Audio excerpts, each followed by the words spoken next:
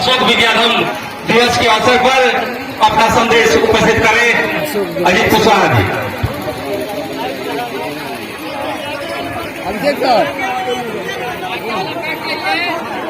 थोड़ा सा अफरा तफरी का माहौल रोक दिया। तो सबसे पहले क्या होगा समय कहीं देखते हुए क्या किया आप सब लोग किस तरह सबका बिहार कौशल की तरफ से आयोजित सम्राट अशोक धम्म विजय दिवस के मौके पर उपस्थित इस बुद्ध को चाहने वाले, बुद्ध के मार्ग पर चलने वाले नागरिक बंधु उपस्थित मुख्य अतिथि के बतौर प्रोफेसर डॉक्टर इंदु चौधरी जी, मंच पर उपस्थित कौशल के सरपंच साहब और मंच पर बैठे हुए तमाम बौद्धिक बुद्धिजीवी नागरिक बंधुओं, मैं आप सभी लोगों का माताओं बहनों सबका अपनी ओर से हार्दिक अभिनंदन करता हूं और आपका स्वागत करता हूं। दोस्तों, मौसम थोड़ा सा प्रतिकूल है। बंदे जी थोड़ा डिस्टर्ब हो रहा है, थोड़ा बंद कीजिए ना। मौसम थोड़ा सा प्रतिकूल है और इसलिए कार्यक्रम के शुरू होने में काफी देर हो चुकी है, इसलिए बहुत संक्षेप में मैं अपनी बात को रखूंगा और समाप्त करूंगा। पिछले 2-2.5 घंटे से हम लोग यहाँ बैठे हुए हैं, कार्यक्रम के शुरू होने का वेट कर रहे थे। कई सारे लोगों से बातचीत हो रही थी और बातचीत से ये पता चल रहा था कि दिन पर दिन बौद्ध के विचारों का, बुद्ध के विचारों का प्रसार जो है वह इस इलाके में, आरा बक्सर के इलाके में हो रहा है। और खास तौर पर मैं देख रहा हूं नौजवानों के अंदर जो आडंबर को नहीं मानते हैं, अंधविश्वास को नहीं मानते हैं और जो विज्ञान की तरफ बढ़ रहे हैं, जो दुनिया में हुए जो नए नए रिसर्च हैं, खोज हैं, और उसके बारे में उसको पढ़ने को लेकर के उनके अंदर एक जिज्ञासा पैदा हुई है, दिलचस्पी पैदा हुई है और लोग ये समझना शुरू किए हैं कि हमारी गुलामी का, मानसिक गुलामी का सबसे बड़ा कारण अगर कुछ है तो वो आडंबर है, अंधविश्वास है, जिसको सिर्फ हम किसी के कहने के अनुसार मानने के लिए तैयार हैं। हम उसके बारे में सोचते नहीं है, उसके बारे में विचार नहीं करते हैं। अगर कोई व्यक्ति कह देता है कि मंगलवार को शुभ है तो आप उस दिन शुभ मान लेते हैं।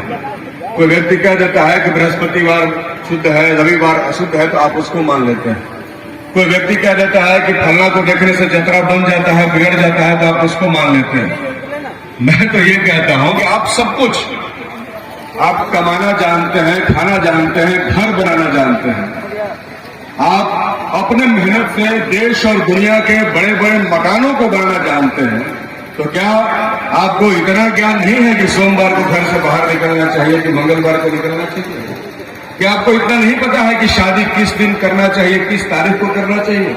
जो आदमी सब कुछ बनाता है वो अपने जिंदगी के अहम फैसले खुद नहीं ले पाता है, उसके लिए वो आज भी किसी दूसरे के ऊपर निर्भर है। मैं समझता हूं कि ये जो निर्भरता है यह कहीं ना कहीं अंधविश्वास को जन्म देती है और आज बड़ी संख्या में ऐसे लोग हैं जो इसको अब मानने से इनकार कर रहे हैं और कई सारे लोग अपने हिसाब से अपने जिंदगी के अहम फैसले ले रहे हैं और लेना चाहिए। सब कुछ अगर आप जानते हैं, वो एक जमाना रहा होगा जब हमारे गार्जियन, हमारे बुजुर्ग पढ़े लिखे नहीं होंगे, जब किताबों से हमारी मुलाकात नहीं रही होगी, जब अक्षर का ज्ञान हमें नहीं था और हम इतिहास को नहीं जानते थे, हम देश दुनिया की संस्कृतियों से अवगत नहीं थे, तो हो सकता है कि शायद उस जमाने में हमें किसी की जरूरत पड़ती होगी। लेकिन अभी तो ऐसा, मुझे नहीं ऐसा प्रतीत होता है कि जिंदगी के अपनी बहुत जरूरी, अहम और महत्वपूर्ण फैसलों को लेने के लिए अब हमें किसी और की जरूरत होगी। मैं समझता हूं कि हर व्यक्ति को अपनी जिंदगी के निर्णयों को और फैसलों को खुद लेने के लिए तैयार होना होगा और ये तैयारी मैं मानता हूं कि एक तरफ से अंधविश्वास के विरुद्ध एक विद्रोह है। दोस्तों, बौद्ध धर्म मानने वाले घंटे लोग बैठे हैं। हम लोग बौद्ध धर्म के बहुत सारे संस्कार नहीं जानते, लेकिन हमने बौद्धिज्म को जितना पढ़ा है, जितना जाना है, जितना समझा है, उसके हिसाब से हम मानते हैं कि भारतीय नागरिकों के विकास में, उनके जीवन में, उनके जीवन के चरित्र में, उनके कल्चर में, उनकी संस्कृति में पहले से बौद्धिज्म व्याप्त है। पहले से कई सारे लक्षण हमारे अंदर हैं जो बौद्धिज्म हम लोगों को बताता है। इसके आधार पर ये मानते हैं कि भारत का सबसे प्राचीन जो मार्ग है जीवन के जीने का, चलने का, उस मार्ग को देने वाला कोई है तो महात्मा बुद्ध रहे। इसलिए हम लोग ये मानते हैं कि बुद्ध के रास्ते पर हम लोग को चलना चाहिए। बाकी आप लोग डॉक्टर इंदु चौधरी से सुनिएगा, विशेष तरीके से वो बताएंगे। हम लोग तो राजनीति में एमएलए होने के साथ साथ क्षेत्र के विकास में नली गली, रोड, सड़क, स्कूल, कॉलेज, लाइब्रेरी के निर्माण के साथ साथ हम ये मानते हैं कि समाज का निर्माण करना भी राजनीति का कर्तव्य है और राजनीतिक व्यक्तियों को समाज के निर्माण के विषय में आगे करना चाहिए। आप लोगों को मालूम है कि जब मैं ये सारी बातें बोलता हूं तो मेरी बहुत घोर आलोचनाएं की जाती है। यहां तक कि कई बार मेरे ही क्षेत्र में मेरे पुतले फूके गए। अब जो फूकने वाले होंगे उनके बारे में आप जानते हैं, वो आज भी फूक सकते हैं। लेकिन हम लोगों ने कहा बिना किसी तनाव के, हमने कहा कि इतना रिस्क तो हमको लेना ही होगा अगर हम चाहते हैं कि हमारे समाज का विकास हो, हम चाहते हैं कि हमारे बच्चे आगे बढ़े, हमारे बच्चे पढ़ें, उनका डेवलपमेंट हो, उनका विकास हो, तो ये समझना होगा। हमारे क्षेत्र में कई सारे बौद्ध विहार बन रहे हैं।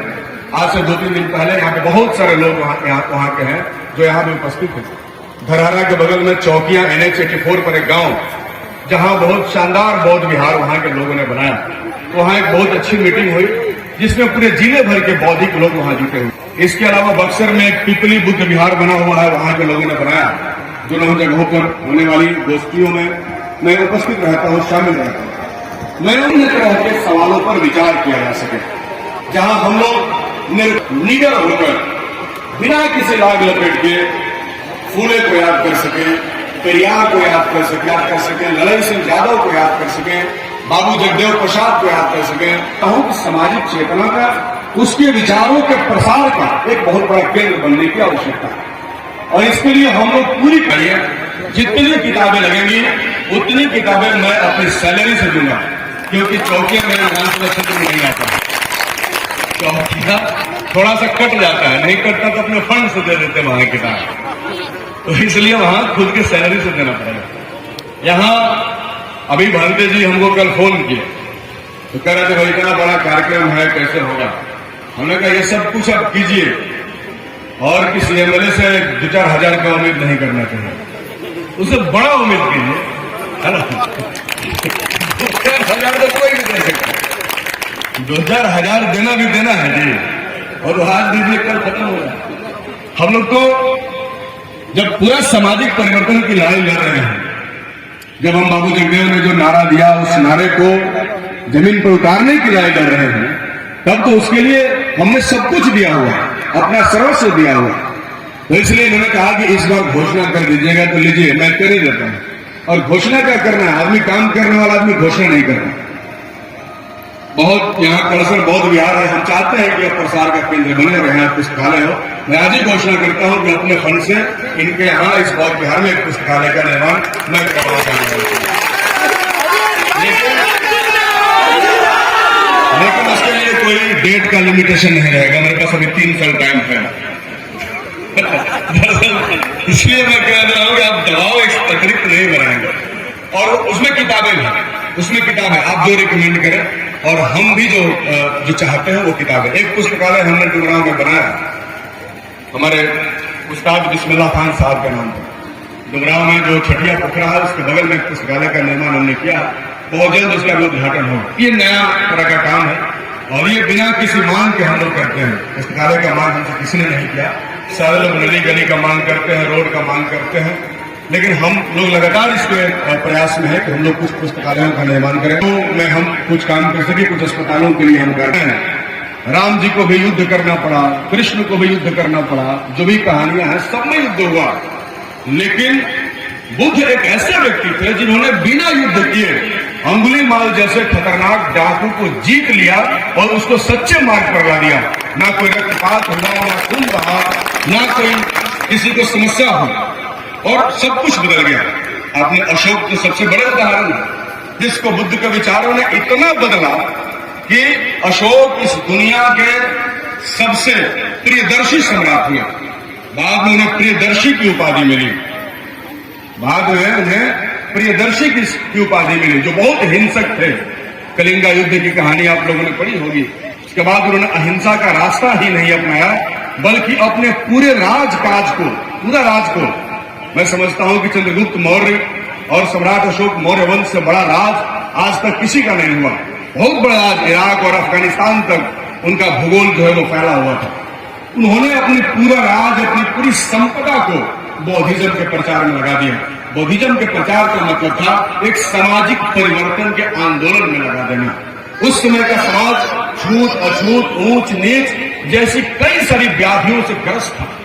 उसको बुद्ध की विचारधारा ने बल दिया और बुद्ध ने कहा कि नहीं, सब एक मनुष्य है। हम लोग मार्क्सवाद पढ़े, हम लोग कम्युनिस्ट पार्टी के सदस्य हैं। मार्क्सवाद भी कहता है कि मनुष्य द्वारा मनुष्य का शोषण जो है उसका खात्मा होना चाहिए। और बुद्ध उससे पहले, मार्क्स से बहुत पहले बुद्ध ने इस बात को कह दिया था कि मनुष्य सब एक समान होते हैं, कोई मनुष्य जाति और धर्म के नाम पर किसी से बड़ा नहीं हो सकता। और इसलिए हम मानते हैं कि हम मानव प्रेमी लोग, हम लोग मानवता से प्रेम करते हैं, एकता से प्रेम करते हैं। हम मानते हैं कि ऊंच नीच नहीं होता, समानता हम चाहते हैं। और हमने तो सबसे यही कहा, लोग जो हमारा विरोध करते हैं हमने उनसे यही कहा, हमने ये नहीं कहा कि हम आपसे बड़ा होना चाहते हैं, कभी नहीं, नेवर। हमने कभी नहीं कहा कि हम आपसे बड़ा होना चाहते हैं और आपको हम छोटा करना चाहते हैं। हमने कहा कि भाई साहब, हमें जो आप छोटा समझते हैं ना, छोटा समझना छोड़ दीजिए, हम बस आपके बराबर होना चाहते हैं। क्या बराबर होना कोई जुल्म है, कोई अत्याचार है? मनुष्य है, मनुष्य में जन्म लिए हैं, जातियां तो बाद में बनाई गई, धर्मों को तो बाद में स्थापित किया गया। इसलिए हम लोग समानता में यकीन करते हैं और समझते हैं कि बौद्धिज्म समानता को स्थापित करता है। और इसीलिए हमारी नजदीकियां जो है वो बौद्धिज्म से ज्यादा है। और जो भी कार्यक्रम होते हैं बौद्ध धर्म को लेकर, बाबा साहब डॉक्टर अम्बेडकर को लेकर, तो उन तमाम कार्यक्रमों में हम शामिल होते हैं, जाते हैं। बाबा साहब अम्बेडकर को इस बात के लिए धन्यवाद दिया जाना चाहिए कि उन्होंने भारतीयों को बुद्ध के बारे में ज्यादा विस्तार से बताया। हालांकि उसके पहले महापंडित राहुल संकीर्त्यान जब तिब्बत की यात्रा पर निकले थे तो वहां से उन्होंने बौद्ध संबंधित हजारों पांडुलिपियां जो है पटना लेकर के आए थे, गद्दों पर लाद करके। वो आज भी पटना म्यूजियम में उपलब्ध है। और आज भी जब कोई बौद्धिज्म पर रिसर्च करता है तो वहां जाता है और उन पांडुलिपियों को पढ़ने की कोशिश करता है, उसको पढ़ने का प्रयत्न करता है। तो इसलिए बौद्धिज्म भारत में पैदा तो हुआ, लेकिन उसके बाद बौद्धिज्म के दुश्मनों ने उसको यहां से खत्म करने की कोशिश की। नालंदा विश्वविद्यालय में आग लगा दिया गया। हालांकि ये बात सच है कि नालंदा विश्वविद्यालय में सिर्फ बौद्धिज्म की पढ़ाई नहीं होती थी, वहां सारे धर्मों की पढ़ाई होती थी। दुनिया के जितने रिलीजन्स थे, जितने विचार थे, सबकी पढ़ाई होती थी। लेकिन वो बौद्ध धर्म के प्रसार का और प्रचार का एक बहुत बड़ा केंद्र था। तो लोग कहते हैं कि उसको बख्तियार खिलजी ने तोड़ दिया, लोग कहते हैं कि उसको एक मुस्लिम शासक आया और तोड़ दिया। मैंने तो लोगों से ये पूछा कि ठीक है, उसने तोड़ दिया, हो सकता है तोड़ा होगा, लेकिन उसको भारत में निमंत्रण देने वाला कौन व्यक्ति था? उसको नालंदा में बुलाने वाला व्यक्ति कौन था और बताने वाला कौन था कि ये जो है पुस्तकालय है, ये जो है कॉलेज है, ये विश्वविद्यालय है, इसको तोड़। आप तो जानते हैं भारत का जब आप इतिहास पढ़ेंगे तो आप पाएंगे कि भारत में जो भी आता था शासक, वो सिर्फ मंदिरों को लूटता था। मोहम्मद गजनवी ने सोमनाथ के मंदिर को 17 बार लूटा। मंदिरों को इसलिए लूटा जाता था क्योंकि मंदिरों में आभूषण होते थे, मंदिरों में धन होता था, मंदिरों में बड़ी मात्रा में जो है उनको माल मिलता था, इसलिए वो मंदिरों पर हमला करते थे। हमने पहला ऐसा शासक देखा जो किसी विश्वविद्यालय पर हमला कर दिया। ये बात हमको समझ में नहीं आ रही थी लंबे समय से कि आखिर उसने विश्वविद्यालय पर हमला किया क्यों। तब बाद में हमें पता चला कि दरअसल जो भी आते थे वो खुद नहीं आते थे।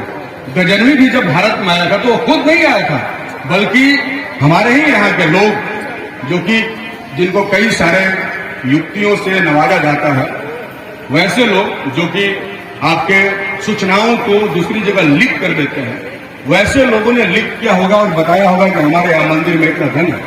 तो निश्चित तौर पर कोई भेदी तो होगा अपने। बहुत धन्यवाद आपको। नमो बुधाय, जय भीम। विधायक जी को इस घोषणा के लिए जो इन्होंने दिया बुद्ध विहार के, उसके लिए बहुत बहुत सम्मान मंत्री जी के द्वारा किया जा रहा है। के साथ एक जोरदार ताली विधायक जी के लिए, इनके घोषणा के लिए। और इसी के साथ